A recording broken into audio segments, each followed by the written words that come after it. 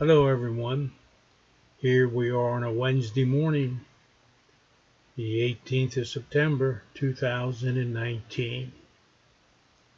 It is approximately 11 o'clock in the morning and we're out at the Sheetz project on Carlisle Street making another flyover today.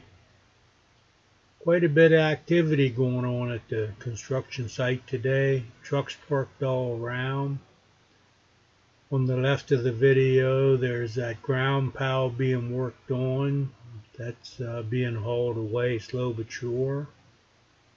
In the back of the building there's a lot of conduit in for, looks like electricity going to be coming in there. And just a lot of activity.